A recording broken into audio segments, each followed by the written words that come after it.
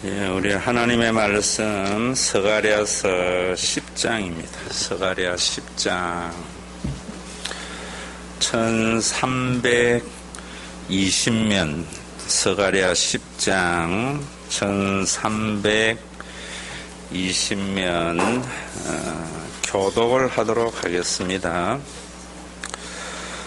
봄비가 올 때에 여호와 곧 구름을 일게 하시는 여호와께 비를 구하라. 무리에게 소낙비를 내려서 밭의 채소를 각 사람에게 주시리라.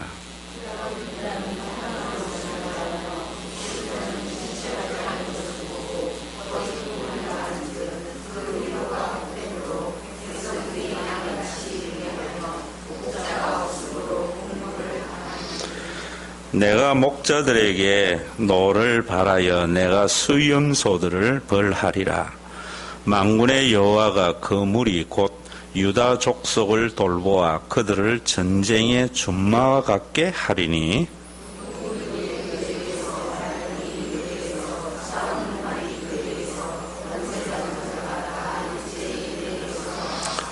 싸울 때에 용사같이 거리의 진흙 중에 원수를 밟을 것이라. 여호와가 그들과 함께 한즉 그들이 싸워 말탄 자들을 부끄럽게 하리라.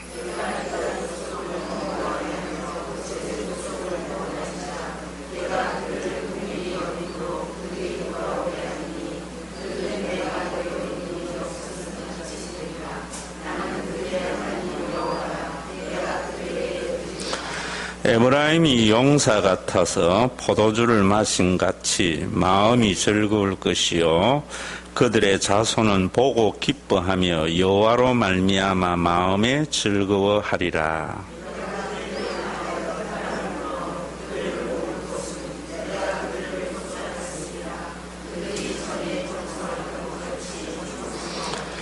내가 그들을 여러 백성들 가운데 흩으려니와 그들이 먼 곳에서 나를 기억하고 그들이 살아서 그들의 자녀들과 함께 돌아올지라.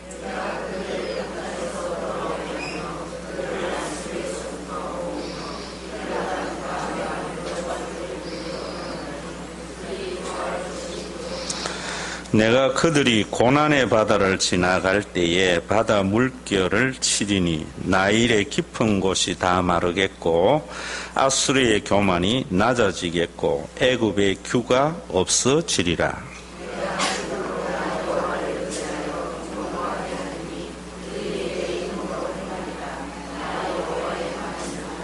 아멘.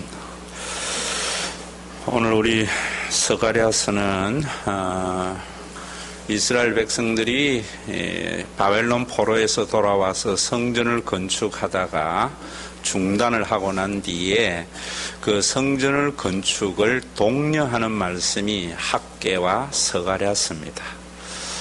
우리가 학개나 스가랴서를 보면서 우리가 앞에서 생각했던 것 있죠. 예전에 솔로몬의 그 화려한 성전을 보았던 연세 드신 분들이 초라하게 지어지는 스룹바벨 성전을 보면서 그들이 마음이 굉장히 낙심되어져 있었어요. 그래서 그들에게 그 초라한 성전이 외형에 보이는 것이 아니라 본질적인 성전을 지어야 할 것을 특히 스가랴서는 말씀을 하여 다른 말로 하면 여러분들이 교회의 신앙생활을 하면서 정말 크게 지은 건물 또 많은 사람들과 재정으로 인하여 여러 가지 화려한 프로그램이 진행되는 그런 교회, 그런 교회에 비해서 사람의 숫자가 적고 그 다음에 건물은 지하에 있고 볼품이 없는 그런 교회에 다닐 때에 예전에 내가 다닌 교회는 이런 교회였는데 정말 초라하기 짝이 없는 교회를 보면서 낙심하고 낙담할 때가 참 많이 있죠. 그런 것들은 뭐냐면 외형을 보고 있는 거예요. 성전의 본질에 대해서 이야기하는 것이다 이런 말입니다. 우리 인간들은 누구나 큰 것을 사모하는 마음이 있어요. 그래서 여러분들에게 심리학적으로도 사람들은 큰 것에 경외감을 가진다라는 것이 심리학에서 말하는 거예요. 그러면 그것이 많은 왜곡을 가져다 준다고요. 여러분들에게 그런 말씀 한번 드렸죠. 그랜드 캐년에 이래 가서 섰을 때에 와 하는 것은 그 협곡에 멋있는 게 아니라 큰 협곡을 보면서 압도되어서 나오는 말이거든요. 마른약의 그 그랜드 캐년의 모형을 보면서 이야 멋지다 이럴 사람 없다고요. 그게 우리의 재성이에요. 또 거기에는 또 사탄의 역사가 우리를 지배하려고 하는 역사가 있다는 것을 아셔야 돼요. 우리가 정말 예수님이 계시하시는 그 하나님을 믿어야 하는 이유는 그런 왜곡이 참 많이 벗어집니다. 제대로 믿으면. 여러분들이 예수를 믿고 난 뒤에, 믿고 난 이후에 변화가 어떤 변화가 여러분들 속에 있어요? 옛날에는 절에 가서 빌었던 사람이 이제 하나님에게 빌므로 말미암아 내 비는 것이 잘 이루어지더라. 그 사람은 신앙인 아닐 수도 있어요. 여러분 예수를 믿고 하나님을 정말 만나게 보면은 우리가 찬송에도 나오잖아요. 이전에 좋던 것 이제는 값이 없어진다. 옛날에는 참 그렇게 멋있고 그걸 추구하던 것이 별로 의미가 없어지는 거예요. 그렇다고 해서 우리가 이런 부분에서 허무주의나 금욕주의 같이 돼서는 안 돼요. 뭐 부자 그거 뭐 별거 있어? 권력 그거 별거 있어? 그것은 허무주의입니다. 하나님이 우리 속에 있으면은 내가 부자가 되었을 때에도 다른 사람에게 우월감을 가지지 않게 돼요. 그게 중요한 게 아니기 때문에. 또 내가 가난하고 내가 낮은 자리에 있다고 해서 많이 가진 자, 높은 자들을 비난하거나 이래도 아니에요. 참 그런 것에서 우리가 자유하게 된다는 것이 얼마나 큰 복인 줄 몰라요. 우리의 모든 불행과 행복은 어디에서 있는가 하면은 팩트에 있는 것, 사실에 있는 게 아니거든요. 그것을 보는 눈에 시각이 우리가 왜곡되어졌기 때문이라 말입니다. 그래서 흔히들 말을 할 때 그러잖아요. 이런 거는 뭐 목사나 심리학자나 강사들도 많이 말하지요. 가난한 것은 불행한 것이 아니라 불편할 따름이라고. 가난한 것에 있는 많은 제약 사항들이 불편하잖아요. 근데 그걸 우리는 잘못됐다. 내가 왜 이럴까? 상대적인 비교를 하면서 자신이 불행하게 된다. 근데 참 저는 멋있는 사람이 부자 앞에서도 기죽지 않고 가난한 사람에게도 무시하지 않고 이러는 사람들. 저는 예수 믿는 사람이 그래야 된다고 봐요. 목사님들하고도 교제를 해보면은 참 어떤 목사님들이 정말 거듭난 목사님인가. 지하에 개척하는 목사를 대하는 것이나 조용기 목사를 대하는 것이나 똑같아야 돼요. 큰 교회에 뭐 큰 목회하는 사람을 무시하는 게 아니고요. 목사라는 그 본질이 중요한 거거든요. 사람도 마찬가지예요.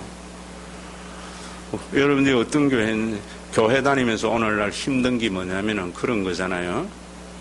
좀 가지고 있는 사람, 사회적인 이치에 있는 사람, 이런 사람들은 교회에 와서도 대접을 받고, 그러지 못하면 무시를 당하면, 그럼 교회나 세상이나 똑같죠.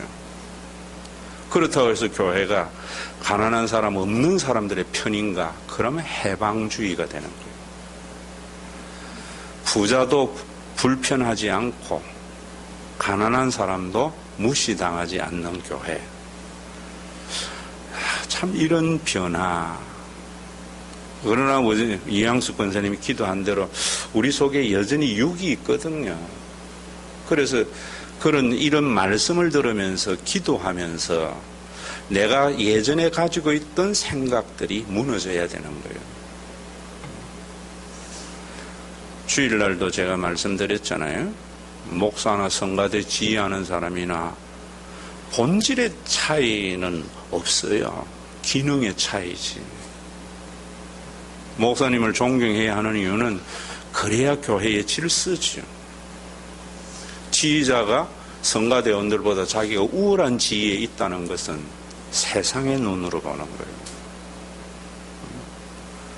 여러분, 우리가 본질적인 그 가치, 그게 예수를 믿으면 우리 속에 생겨나는 마음인데 영접이라는 것 자체를 모르는 것 같아요.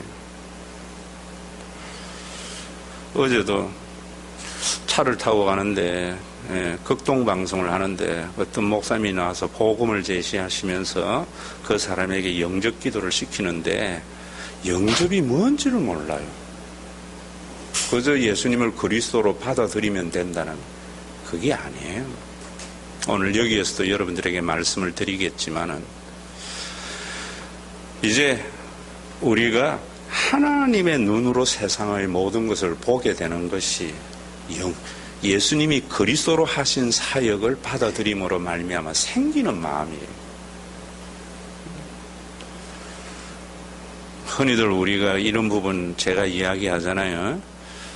부모는 10손가락 깨물어서 안 아픈 손가락이 없잖아요. 남들은 저 집에 쟤만 없으면 된다는데 이 변화가 내 속에 있느냐? 내가 완전히 그래 살 수는 없는 거예요. 제가 여러분들에게 말씀을 드리지만은 이런다고 해서 목사님이나 또 거듭난 사람들은 100에 100 그렇게 생각하고 사느냐? 아니에요. 여전히 육을 가지고 육적인 생각이 있지만은 그 육적인 생각을 이 영적인 생각으로 억제하며 사는 거예요. 그 억제조차도 없이 이런 설교를 들으면서 이해가 안 되고 자기 생각의 주장이라면은 그 사람은 비그리스도인이죠. 오늘 이 스가랴서의 10장에서는요, 눈에 보이는 화려한 성전 앞에 주눅 들어 있는 이스라엘 백성들에게 너희가 진짜로 지어야 할 성전이 뭐냐라는 것을 말씀하는 거예요. 그 문자를 그대로 이해하는 게 아니고 이것을 모르고 10장을 본다면은 아무런 의미가 없는 거예요. 저는 우리 교회에 참 힘든 게요, 뭐 다른 게 힘든 게 아니에요. 여러분들이 참 그나마 위안이 되는 것은 독수리 비상이라는 책을 참 좋아하고 많이 읽는다는 것. 저 참 고무적이라 생각해요. 여러분들이 그 책을 읽을 때에 목사님이 어떤 마음으로 이런 글을 썼는가 하는 것에 대한 이해가 있고 그 마음에 내가 함께 해야지 라는 마음이 있어야 돼요. 여러분, 그 책의 내용들이 뭐냐? 세상에 있는 모든 사람들이 지금 추구하는 것이 큰 교회 짓고 사람들 많이 모아서 큰일 하는 것. 그게 뭐 선교든 구제든 다 포함해서 그런 걸 지향한다고. 근데 저는 여러분 보시면서 교회가 과연 그런가? 이런 생각들을 왜 하게 되었는가 하면은요, 저도 뭐 처음부터 그런 것도 아니거든요. 신영환교회에 담임 초창기에 참 많은 일들 했어요. 교인들 뭐 그렇게 많지도 않는 교인들을 데리고 동네에 여러 가지 뭐 장학사업, 뭔 사업 이래 했는데 그러면서도 오른손이 하는 일을 왼손이 모르게 한다고 그렇게 뭐 장학금을 주고 이래도 떠들지 않고 주는 것이 나는 교회가 하는 일인 줄 알았어요.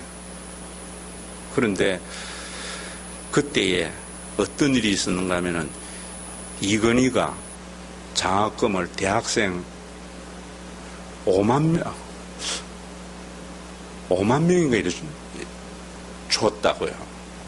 그걸 보면서 야, 이거 내가 뭐 하는 짓인가? 예수 안 믿는 사람 마음 한번 먹으니까 5만 명 대학생 장학금 주는데 뭐 수백 명에게 조금씩 모아서 교인들 몇 명 주면서 야 우리도 뭐 이런 좋은 일을 너무 내가 하는 일이 가치가 없더라고요. 그래서 생각을 달리는 거예요. 그럼 이건희가 대학생들에게 주는 장학금과 교회가 주는 장학금이 뭐가 달라야 할 것인가? 그 생각을 한 거예요. 이건 내가 주는 거예요. 이건희 씨는. 교회는 빚진 마음으로 주는 거예요. 그 차이가 없다면 아무런 의미가 없는 거예요.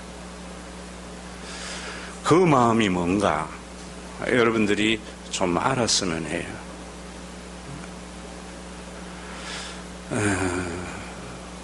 그건 여러분 은혜를 모르면 안 되는 것 같아요. 은혜를.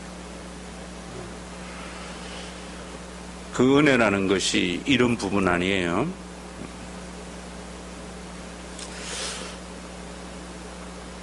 여러분들이 자녀에게 뭘 이렇게 해줬을 때 자녀가 고마워하도 안 하고 별로 반응도 없고 할 때에 부모로서 참 서운한 마음이 들거든요.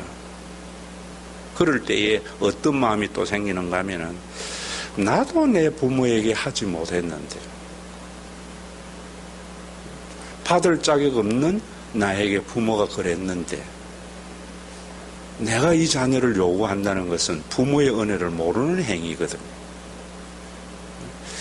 제 어머니는 참 어떤 면에서는 굉장히 그런 면에서는 저는 확실히 거듭난 분이라 생각한다고요. 뭔가 좀 좋은 것 드리고 용돈 드리면은 하시는 말씀이 나는 됐다. 네 자식에게나 잘해라. 그런데 제 어머니는 부모로부터 그렇게 큰 사랑을 받았는가? 아니에요. 제 할머니는 제 어머니 6살 때 돌아가셨거든요. 그래서 오빠들의 도움으로 성장해서 시집을 간 그런 분이라고. 할아버지는 장수하셨어요. 여러분, 이런 어떤 부분들 과연 우리 속에 있는가? 지금 여러분들이 신과 회복이 있는 교회에서 신앙생활 하면서 저는 이런 고민이 각자의 한 사람 한 사람 속에 보여져야 되는데 그게 안 보일 때에 참 힘이 드는 거예요. 사실은 정말 하나님의 은혜에 감사해서 내가 타인에게 빚진 마음으로 살아가고 있는가. 여러분, 이제는 우리 교회가 유년기가 아니고 이제는 성숙기라 했잖아요. 7년, 교회의 7년의 역사에서 내가 교인들을 대하는 것이나 지금 대하는 것은 달라야 되거든요. 뭐, 청소년 아이를 둔 아이들에게 이런 이야기 못 하잖아요. 20살 먹으면은 부모의 심정을 이야기해 줘야 돼요. 그래서 부모에게 그 마음에 동참하도록 해야 된다. 그래야 집안이 잘 되고 교회가 세워진다. 여러분이 돈 벌어서 교회에 헌금 많이 해가 뭐 교육관 짓고 무슨 의미가 있어요? 큰일 하는 게 무슨 의미가 있겠느냐 말이에요. 기업 조금만 하는 사람도 뭐 마음 한번 먹으면 몇십만 원, 몇십억짜리 건물 짓는데 그거 지었다고 우리가 내세울 게 뭐가 있겠어요? 그들과 다른 것이 우리 속에 있는 하나님의 은혜이죠. 여러분, 제가 우스운 이야기 했잖아요. 목사님이 경차를 타고 다니면은 굉장히 존경한대. 그러면서 무시한대. 좋은 차를 타고 다니면은 굉장히 존경한대. 그러면서 욕한대. 사람은 무시받거나 욕 받는 것밖에 없어요. 그러나 우리가 본질적인 변화가 있을 때 그런 것들이 없어지는 거예요. 없어지는 거예요. 오늘 여러분 여기 보세요. 10장을 제가 이제 이런 관점에서 여러분들이 보시라고 말씀을 많이 한 거예요. 이 10장을 보면서 우리가 어떤 하나님의 성전인 교회를 지어야 할 것인가에 대한 생각이 없다면 10장 아무런 의미가 없어요. 예수님도 그런 말씀 하셨잖아요. 유대교는 화려한 성전에 대한 로망이 있었다고요. 솔로몬의 성전이 다시 지어져서 솔로몬의 시대가 다시 도래되기를 바라는 그들에게 하나님이 함께 하시는 것은, 내가 너희와 함께 하는 것은 두세 사람이 내 이름으로 모인 곳에 내가 너희와 함께 하겠다. 그러면 거기에 두세 사람이라는 것은 뭐냐면은 많은 사람들이 모이고 큰 일하고 큰 건물 짓는 것에 비례해서 반해서 하신 말씀이거든요. 그 다음에 두세 사람만 그러면 적은 교회는 주님이 그래서 요즘 작은 교회 운동하는 분들도 있어요. 그럼 그게 진짠가? 그게 아니에요. 작은 교회일지라도 아닐 수가 있어요. 그 다음에 이름이 뭐냐면 내 이름으로. 내 이름으로가 뭔지를 몰라요. 그저 예수님만 찾고 예수님 때문에 모였다 이러면 되는 줄 알아요. 그 문제에 대한 대답도 10장에 있어요. 내 이름으로라는 말은 뭐냐면 예수님의 통치와 지배권으로, 다른 말로 하면은 우리가 사는 세상의 통념의 가치관이 아니고 예수님이 행하신 그리스도적 사건의 지배를 받아서 그 영향력을 받아서 모였을 때 이런 말이에요. 다른 말로 하면은 두세 사람이 모일지라도 그 두세 사람 사이에 이제는 자신의 육신의 가족과 같은 마음으로 바라볼 때, 자, 여러분 한번 보세요. 여러분들이 남들하고 자기의 가족하고의 갖다 대는 잣대는 완전히 달라요. 그렇죠? 남들은 그 사람이 키가 어떻게 생겼고 그 사람이 얼마나 멋있고 뭐 얼마 외형을 보지만 자식은 그런 거 전혀 안 봐요. 본질적인 관계로 본다고.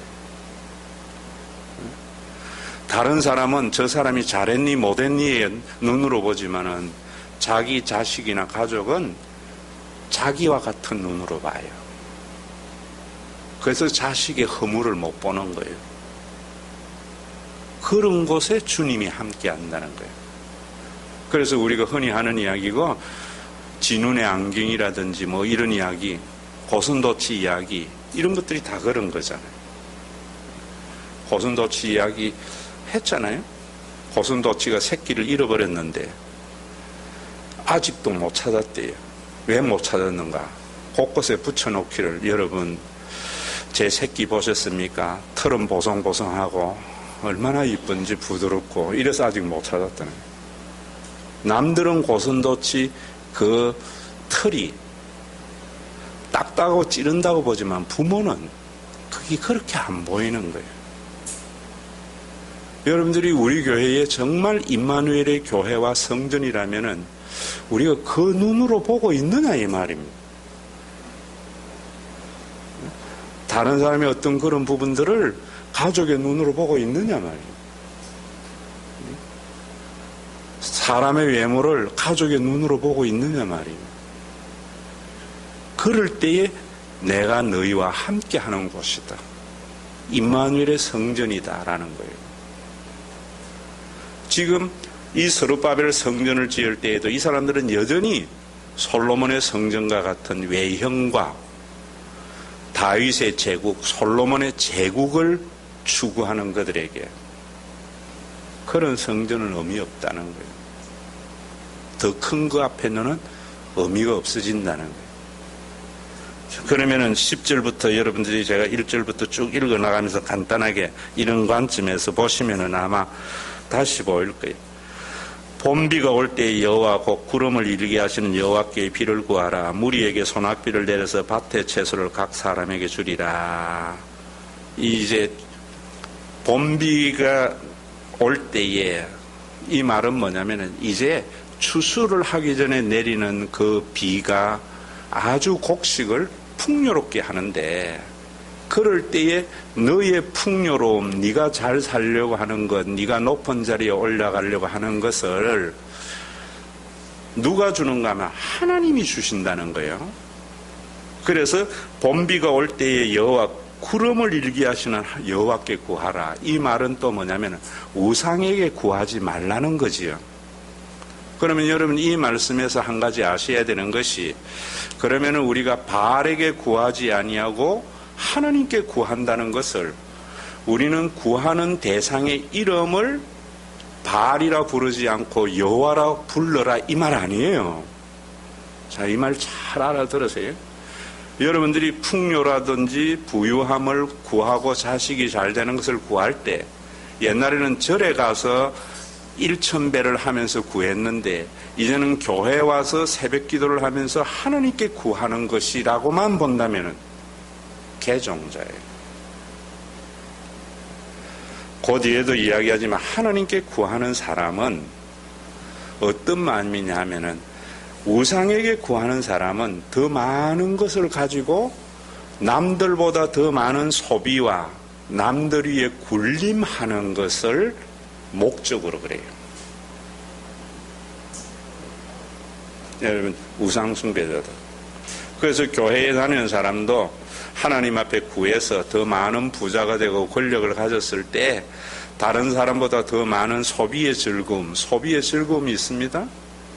또 많은 것을 가지면은 다른 사람이 자신 앞에 와서 굴복하고 지배를 해요. 그게 큰 명예지요. 그런 것들을 목적으로 하는 것은 아무리 여호와 예수님에게 구해도 여호와 우상에게 구하는 거예요. 그 모든 것을 구름을 일게 하시는, 물질의 근본 되시고 모든 것을 소유자 되시는 하나님께 구하라는 것은, 지난주일도 말씀을 드렸지만은 내가 가지고 있는 모든 것이 하나님의 것이에요. 그래서 그 하나님이 나에게 주셨기 때문에 그걸 가지고 소비의 즐거움이 아니라 주신 그것을 가지고 자신도 누리면서 더 많은 사람들과 나눔이 되는 것. 나누어 줄지라도 지배가 아니라 빚진 마음으로. 제가 우리 교회에서 여러분들에게 삼겹살 파티 참 많이 할 때에 다른 교회는 내는 사람을 칭송하지만 저는 진심이에요. 내는 사람이 먹어주는 사람에게 참 감사한 마음을 가지고 있어야 돼요. 어떤 교회에 여러분이 하나님의 함께하는 교회겠어요? 내는 사람이 내가 한턱 냈다고 어깨 힘주고 사람들은 고맙다고 박수 치서 또 다음에 달라고, 그런 게 아니고 정말 하나님께서 가지고 있는 그것을 나에게 주신 것은 더 많은 사람들에게 함께 나누라고. 만약에 이 사람들이 없다면은 하나님이 나에게 줄 이유도 없었던 거예요. 그래서 받는 사람들, 먹는 사람이 감사한 거예요. 그게 바울의 빚진 마음이에요. 1절에 그걸 말하는 거예요. 비는 대상의 이름만 바꾸라는 게 아니에요. 그래야 그 풍요로움이 뭐가 되는 거예요? 진정으로 부유함이 되는 거예요. 우리나라의 그런 부분이 지금 부족하잖아요. 잘 살게만 되었어요. 그래서 가진 자들이 조금 세금 내는 거 가지고 생색을 많이 내요.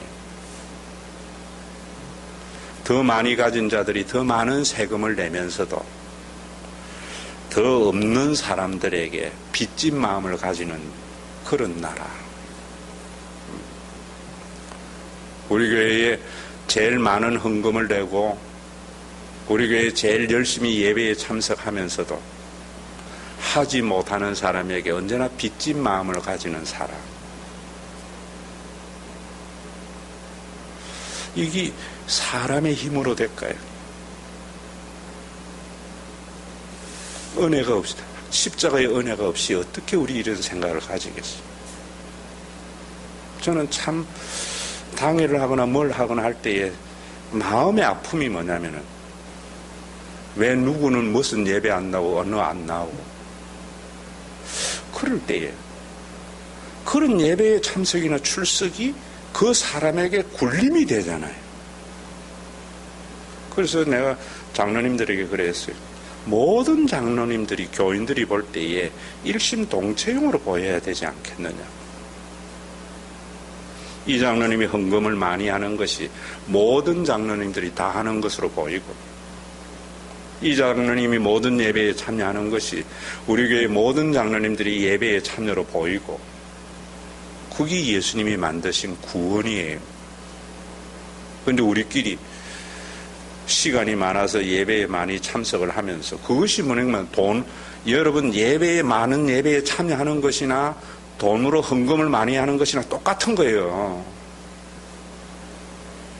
그러면서 하지 못하는 사람들에게 빚진 마음을 가져야 되는 거예요. 그 위에 굴림의 마음을 가진다면 일절의 말씀을 이해하지 못한 게 되죠. 바울의 변화가 그런 변화였어요. 우리 속에 그런 변화가 있느냐 말이에요.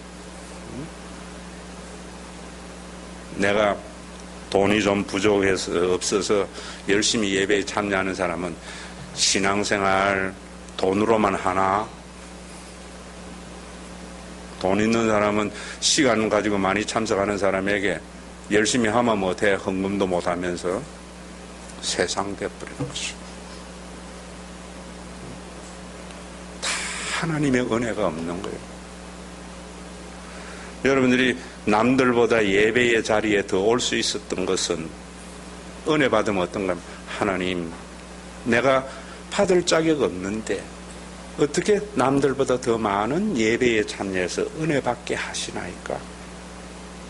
한다면 하지 못하는 사람들에게 판단하고 정죄하고 굴림하려고 하는 것이 아니라, 그래, 그 참석하지 못하는 사람들을 목 때문에 내가 예배에 참석했어.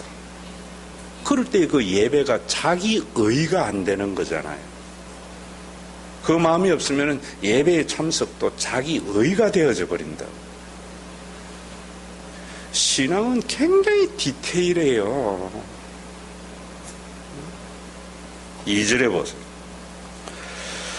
드라빔들은 허탄한 것을 말하며 복술자는 진실하지 않는 것을 보고 거짓 꿈을 꾸며 그 위로가 헛되므로 백성들이 양과 같이 유리하며 목자가 없으므로 공고를 당하나니. 여기 드라빔은 우상의 통칭이에요. 우상은 허탄한 것들 말한다. 복술자, 점쟁이를 말해요. 진실하지 않은 것을 보고 거짓 꿈을 말한다. 이 복술자들은요, 당시에 뭐냐면은 짐승의 간을 뽑아내서 그 간을 보고 점을 치는, 이렇게 말하는 사람들. 자, 이 사람들의 모든 것들이 뭐냐면은 거짓을 꿈꾸게 한다는 거예요.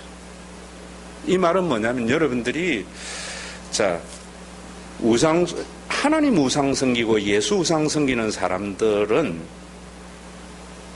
하나님 우상과 예수 우상의 신앙을 강요하는 목사들의 설교는요, 거짓을 꿈꾸게 하는 거예요. 거짓을 꿈꾸는다는 게 뭐냐면은 내 아들이 서울대학 가면은 하나님의 복이 있고 행복할 거라는 생각이에요. 부자가 되면은 행복할 거라는 생각이에요.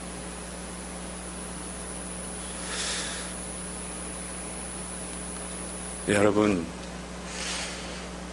제가 이야기하잖아요. 우리가 절대적으로 가난할 때에는요, 부자 되게 해달라고 해야 돼요.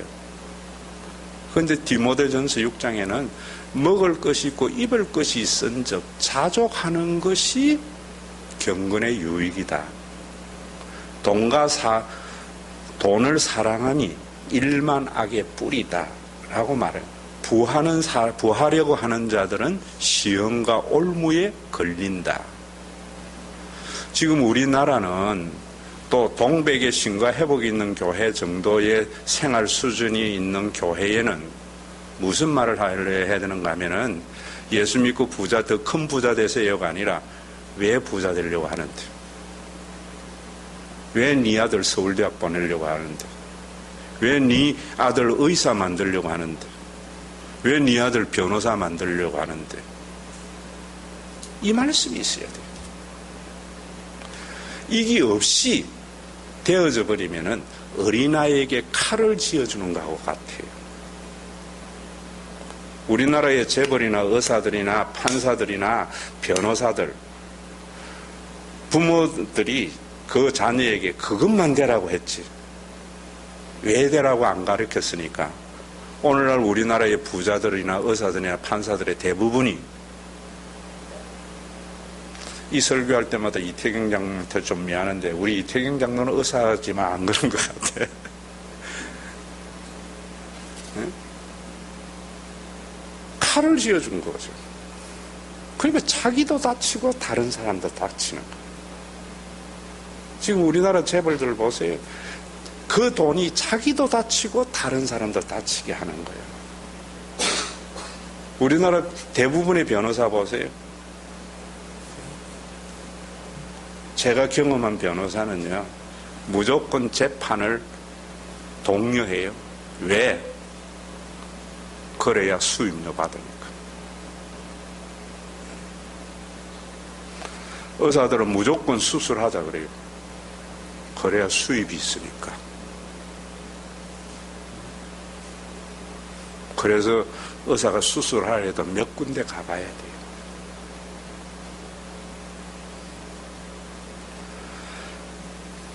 여러분, 여기 허탄한 것, 그래서 되고 났을 때에 그게 거짓을 꿈꾸는 거예요.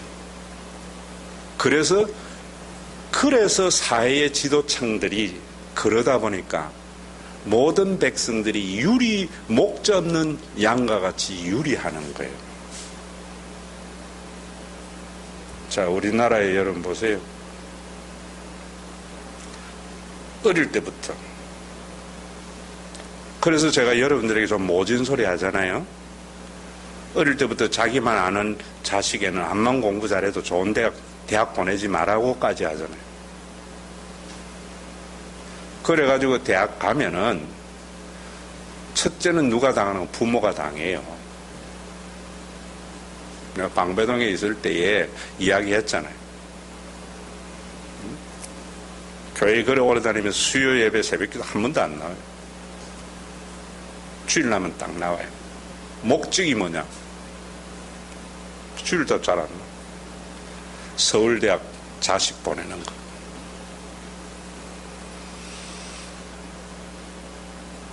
보내고 난 뒤에 부모가 통곡을 해요. 목사님. 무슨 통곡인 줄 아세요? 서울대학 보냈다고 20년 만에 친구들 불러가지고 거실에서 차 한잔 먹고 티타임 가지는데 학교 갔다 돌아오면서 자식이 뭐라는가 하면 그 친구들 앞에서 뭐 하는 짓이냐고 지금. 맨날 가면 엄마가 기죽어가 발걸음 요래 다니니까 다가 집에 그게 사람이 괴물이지. 자기는 자기가 찌르는 거예요. 내가 이 아들 왜 서울대학 보내야 되는가에 대한 질문은 자기 속에 한 번도 없었던 거예요. 서울대학만 보내면은 내 꿈은 실현됐다고 생각해요. 거짓 꿈이에요. 거짓 꿈이에요. 이런 말씀이 여러분들 귀에 듣기 좋은 소리에 듣기 싫은 소리예요. 싫은 소리지. 그러니까 이런 설교를 들으면서 그래도 목사님 나 부자 좀 되어서 돈 펑펑 하면서 봤으면 좋겠어요.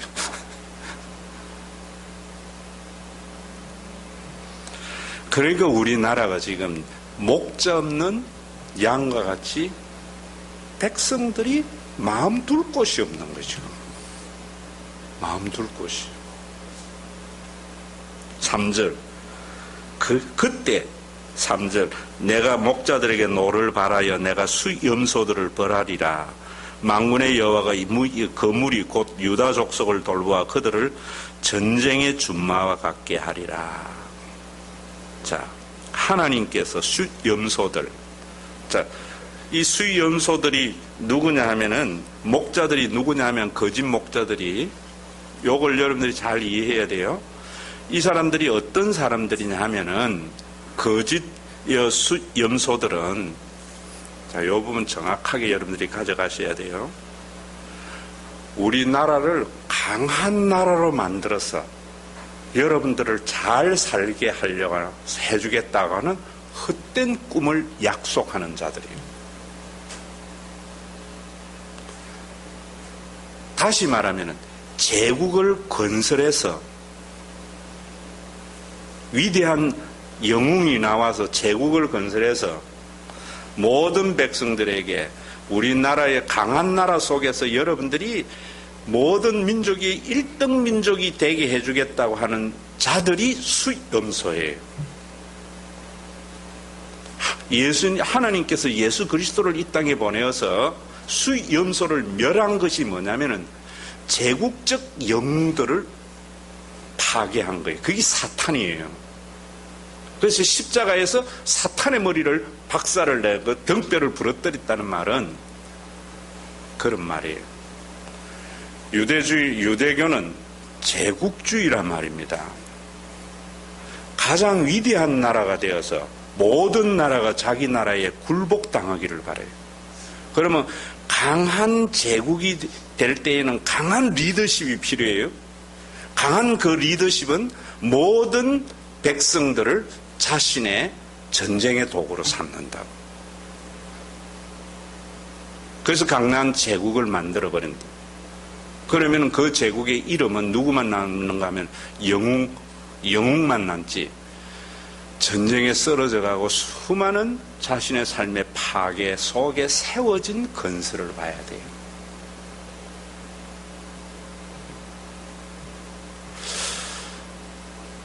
여러분들이 어디에 가면은 기념비, 기념탑, 그 다음에 여러 가지 왕궁 이런 것들을 보잖아요.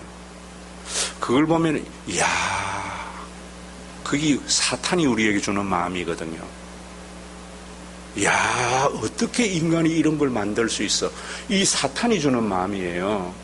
난 안 가봤죠. 앙코르와트라든지 여러분들이 피라미드라든지 이런 것들, 인간의 조형물을 보면서, 야, 이거는 사탄이 우리에게 주는 마음이에요. 굉장히 위대한 인간 앞에 칭송하며 경외하는 마음이거든요. 성령님이 임하시면은 그것을 만들기 위해서 얼마나 많은 사람들이 땀을 흘리고 죽어져 갔겠는가. 한 사람의 야망을 위해서.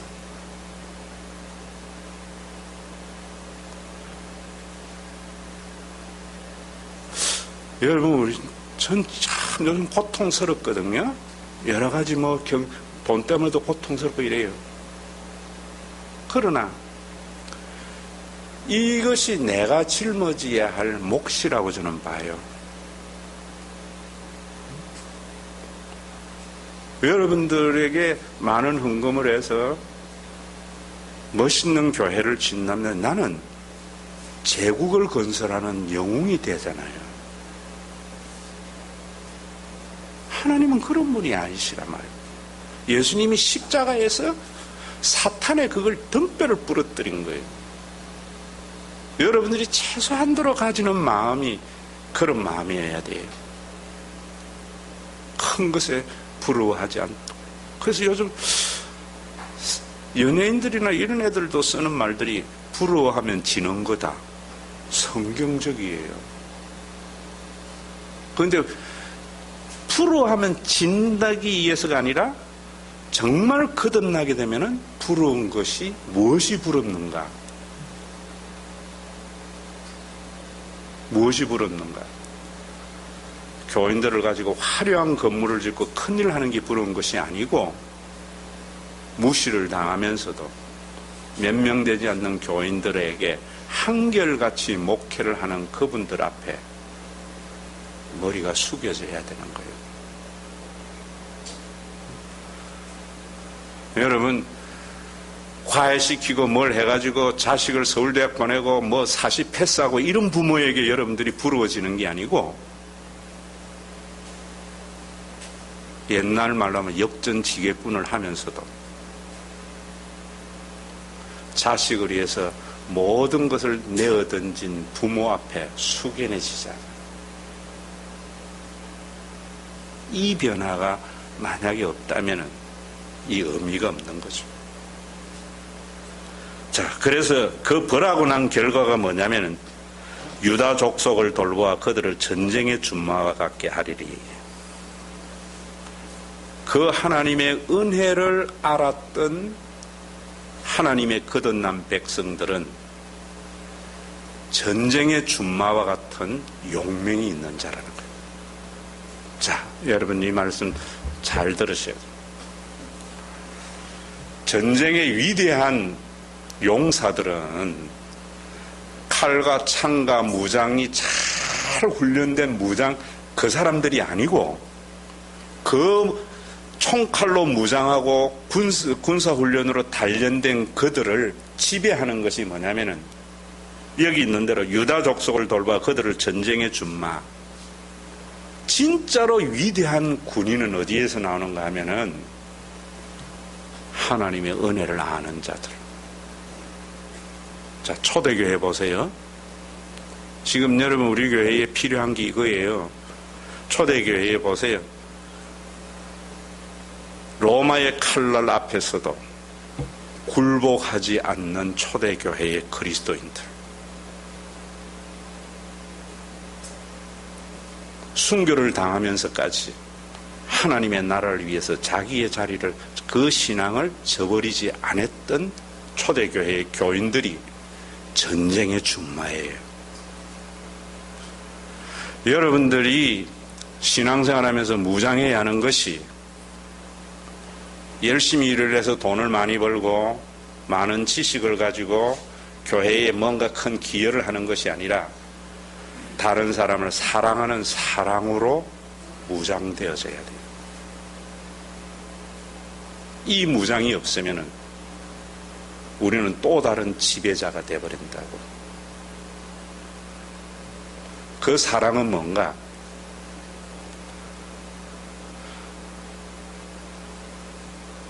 악을 악으로 갚지 않는 거예요. 악을 선으로 이기는 거예요. 그 무장이 내 속에 있느냐 말이에요.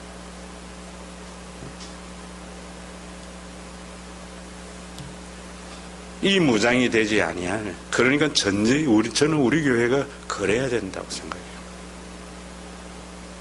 악을 선으로 이기려고 해야 돼요.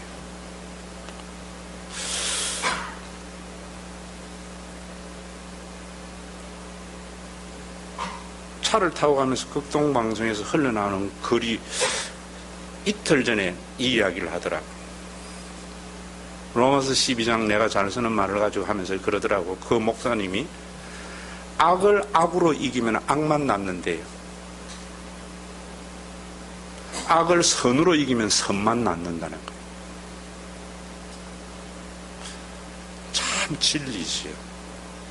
근데 우리는 내 삶 속에 얼마나 악을 선으로 이기고 있어요. 응? 내 감정이라도 풀어야 돼요. 지배해야 돼요. 감정으로도 나는 절대로 용납 못하고, 다른 사람에게 굴복당하는 것, 논리에 굴복당하는 것을 지는 거라 생각하고 말로 이기려고 그러고. 저준이 없잖아요, 우리 속. 그러니까 시끄럽지. 그리스도인의 전쟁의 준마는 뭔가? 순교자예요. 순교자. 순교자들은 진리가 순교를 당하는 게 아니잖아요. 순교자의 피가 진리를 이기게 하는 거예요. 초대교회가 어떻게 위대한 교회를 건설해서 로마 제국을 이기려고 그랬어요. 로마 제국이 가지지 못했던 사랑으로 무장된 준마들이었어요. 오늘날 교인들에게 이걸 요구하느냐? 전부 힘을 요구해요, 교인들에게. 남들보다 더 많이 복을 받고 남들보다 더 크게 되어져서 더 큰일 하자 이래요. 우리 한국의 초대교회만 해도 예수 믿고 나면은 이기는 자가 아니라 지는 자들이 됐어요. 불과 50년 전만 해도. 불과 50년 전만 해도. 여러분, 오늘도 우리 속에 이 변화가, 예수님의 십자가는, 보세요. 예수님의 십자가는 총칼에 의해서 죽임을 당한 건데, 예수님의 십자가는 부활을 통해서 그 총칼을 이긴 거예요. 사랑이었던 거예요. 예배를 드리면서 여러분들 속에 이르려면 무엇이 있어야 되는가? 나 같은 자를 구원하신 하나님의 은혜가 있어야 돼요. 여러분들 싸움이 뭐예요? 제 싸움은요, 목사의 자격이 없지만 목사를 삼아주신 하나님의 은혜 때문에 교인들에게 갑질 안 하게 되는 거예요.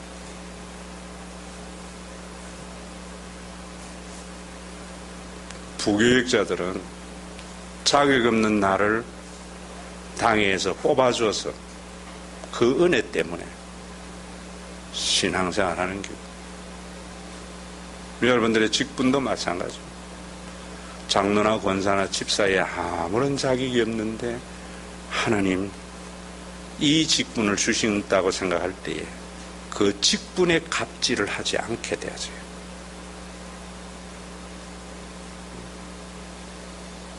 어떻게 감히 장로에게 이런 말 못하죠? 내가 권사인데 어떻게 목사님 이럴 수 있습니까? 그런 소리 못하죠. 우리의 싸움은 은혜냐 자기 의냐예요. 다 하려 했는데 4절부터 그러한 하나님의 은혜는 어떻게 해석되는가? 유대교적 메시아와 메시아 예수의 그 구분을 정확하게 아셔야 돼요. 예수님이 십자가에 달려 돌아가시면 유대교적 메시아의 관으로 볼 때는 예수는 메시아가 될 수 없었던 거예요. 그게 이제 4절부터 쭉 나오는 거예요. 그 예수를 통해서 하나님께서 어떻게 구원을 이루어 가시는가.